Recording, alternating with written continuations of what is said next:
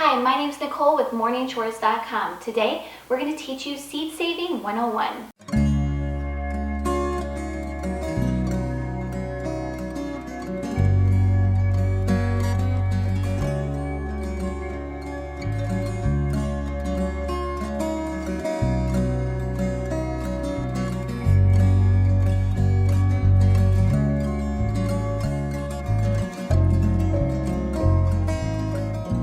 In today's video, I'm going to teach you what seed saving is, the different varieties of seeds that you can purchase, where to buy them, how to save them, and store them. Let's get started.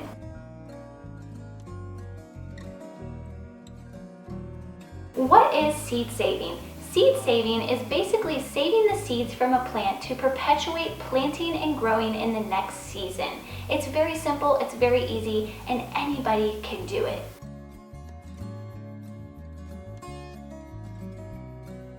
Why would we want to save our very own seeds? Well, there's a lot of reasons. Saving your own seeds helps preserve history, preserve the plant itself, and it also provides food security for the upcoming year. It can also be a very economical way to garden because you're not having to purchase new seeds every single year.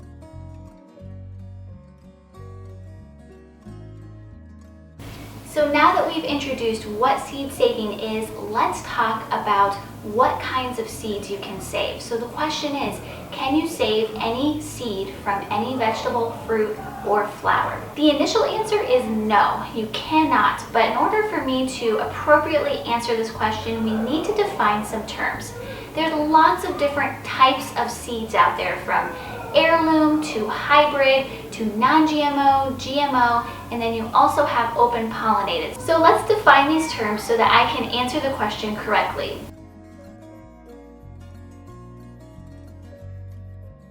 These types of seeds are produced using a variety of methods that influence the plant's growth and development, which could not be achieved under natural circumstances. Methods include cell infusion, micro and macro encapsulation, and also DNA technology.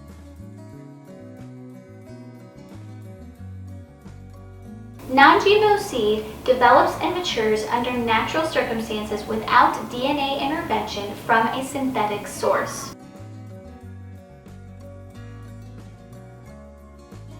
Open-pollinated seeds is when pollen from two different species or varieties cross by insect, birds, wind, humans, or other natural mechanisms to create an entirely new species.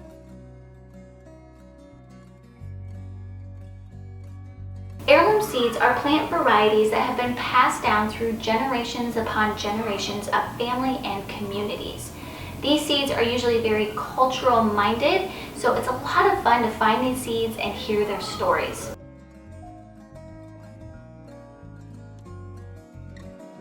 Hybrid seeds is a controlled method of pollination in which pollen from two different species crosses by human intervention. So it's a lot like open-pollinated, but again, humans are coming in and mimicking what already happens in nature. So now that we've defined those terms, let's ask the question again. Can you save any seed from any fruit, vegetable, or flower? And the answer is no. You cannot save seed from genetically modified seed or hybrid seed. Genetically modified, the DNA has been altered, so therefore it prohibits the ability to save the seed in order to plant in the upcoming year.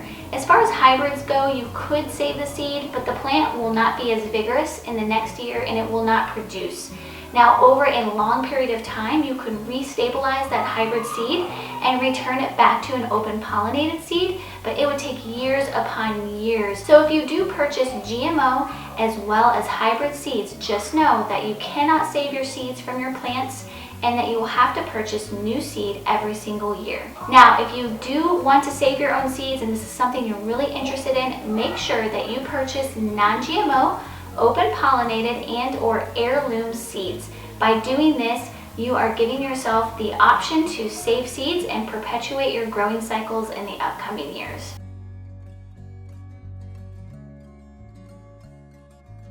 Now let's talk about where to purchase some of these seeds from. There's lots of different options. You can purchase them from your local greenhouse or nursery. Even the big box store has a good seed selection usually in the springtime, but I like to order mine from specific catalog and website stores. There's a couple of brands and companies that I find to be really reputable, and I've had very good success with them. So an example of a catalog seed company would be this one here. This is Baker's Creek Heirloom Seeds. They also have a website, rareseeds.com, and I'll link all this in the description box below, so don't worry about writing it down. But if you're interested in getting catalogs, you can head over to their websites and sign up there, and they usually send them out at the first of the year. January is the big month gardeners love because they get all of their seed catalogs in the mail and they can start planning their upcoming growing season. But this is a really beautiful catalog. It's extremely colorful. There's lots of pictures and really good explanation. So this catalog I would highly recommend if you're interested in trying new varieties but you're not sure where to start. And again, they're a reputable company. They only sell non-GMO open-pollinated heirloom seeds. They do not sell genetically modified. I'm not sure about the hybrids, but this would be what I would call a safe catalog to order from if you're interested in saving your own seeds. Another company that I like to order from is a company called Fedco. It's a co-op seed saving organization. I've had fantastic success with their seeds. So again, I'll link that down below. Another reputable company is Johnny's. They have a website as well, and I've had very good success with them. Now they do sell some hybrid seeds. So if you are looking through their catalog or you're navigating on their website, make sure that you pay attention. Usually it says in the description whether it's GMO, non-GMO, open-pollinated, or organic. So be sure to pay attention to those things when you're ordering. But I wanted to show you what a seed packet looks like. So I just recently ordered these from Johnny's, and this is what a seed packet looks like. And on here they have, of course, the brand, and they have the variety that you ordered. They also have the lot number. Also down here, they have the germination test date, which this is a really important piece of information that you need to keep track of when you're saving your own seeds. What year did you save them in? Now they go as far as put the month as well. When I save my own seeds, I just put the year, because after so many years, seeds become much more difficult to germinate and get them started. So it's really important that you use up your seeds so that you're not running into that problem. They also have the quantity of seeds that they have in the packet, and then on the back they give directions on how to germinate the seeds, and then they have some growing information on there and harvest. These packets really come in handy. They just have a lot of information about the seeds themselves and then how to grow and harvest them. So you can definitely hang on to these if you need to keep track of what to do with your seeds in the upcoming year.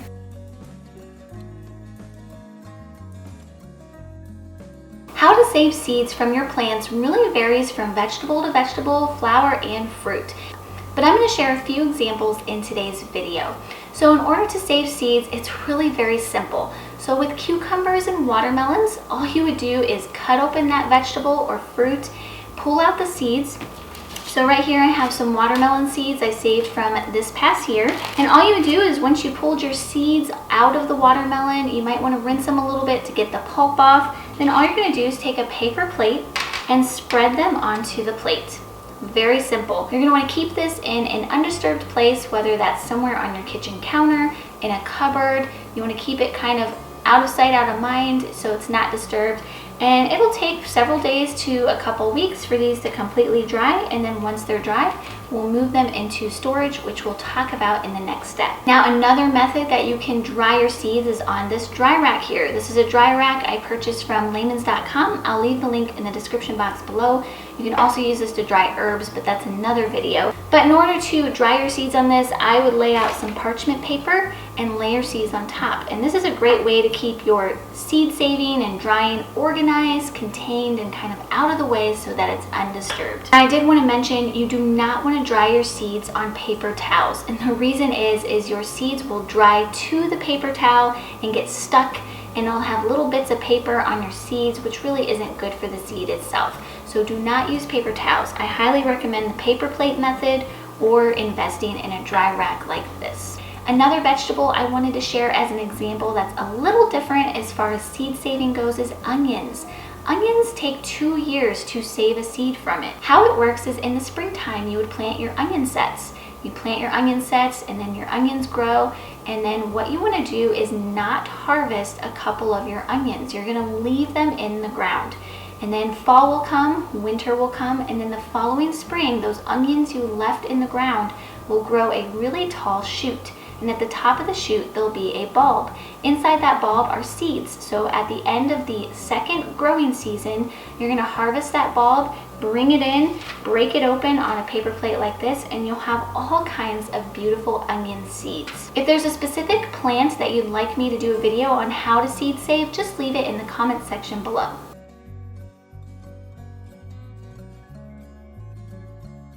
We've talked about why we would want to seed save. We talked about the different variety and types of seeds, and then we talked about how to harvest your seeds. Now let's talk about how to store them so that they will be safe and ready for the upcoming year. Now there's a couple different options and there's all kinds of different methods, but I'm going to share 3. I've used each of these, and as I've grown my collection of seeds, I've had to upgrade. So let's start with method number 1. The first seed storage method I ever used was a shoebox and Ziploc bags. Very simple, very economical. So what I would do is I would take a Ziploc bag and I would take my seed packet and I would just put it in the Ziploc bag, and then I had them filed away inside this shoebox.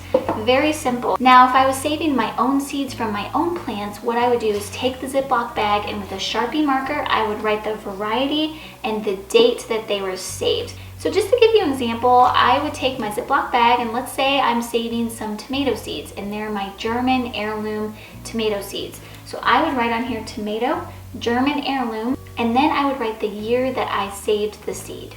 Very simple. And then I just filed these away in an old shoebox and I wrote seeds on it, and I kept this in a cool, dry place in my basement. Once I outgrew this method, I moved to a binder. So I have this little binder here, and I bought some clear covers, page covers, and I would just slip my seeds in here, and I had little tabs, so I had it alphabetized, so it was very easy to find my seeds. And this was a great way to keep your seeds organized. You could use a bigger binder. This was a good upgrade from the shoebox method. So once you start growing your seed collection, you may have to make some changes, but this is another great option. And this is something you could keep on a bookshelf, so it takes very little room and keeps everything nice and organized. The last method I want to share with you is what I'm currently using. Like I said, I used the shoebox first and then I used the binder.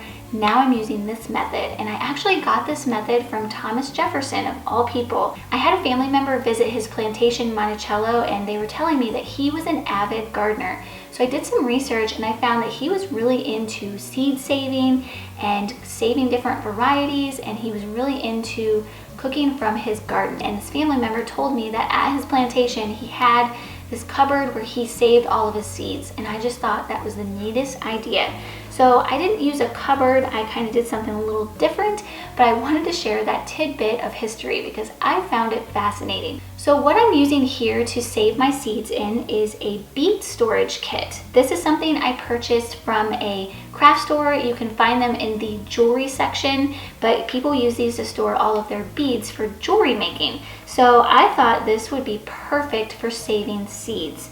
So all I have here is a plastic case with a lid, and inside each case are 30 of these little plastic vessels. Perfect for seed saving. The next thing I did is I put a circular sticker on the lid so that I could label them appropriately. I bought these stickers from the dollar store, but you can purchase them pretty much anywhere. Any office store, any big box store has these. So I have these alphabetized, and what I love about these little vessels is, let's say I add another seed to my seed collection and it needs to go in the A section. I can literally just move these very easily to fit that one where it needs to go. But on each label, I marked the company that the seed is from, also the variety. So this is from Fedco. This is acorn squash, and I wrote the year that the germination was tested, which was 2016. So I have that there, and I also have a sheet of paper that I keep with this that has all this written down as well. So I've kind of double labeled. I'm kind of picky about that when it comes to my seeds. It's really important that you label things correctly and make sure that you kind of over-label things so that you don't forget what everything is. Thank you so much for joining me in today's video. Be sure to head over to morningchores.com where you'll find all kinds of information about animal husbandry, gardening, homesteading, DIY, and much, much more. Don't forget to hit that subscribe button, and we'll see you next time.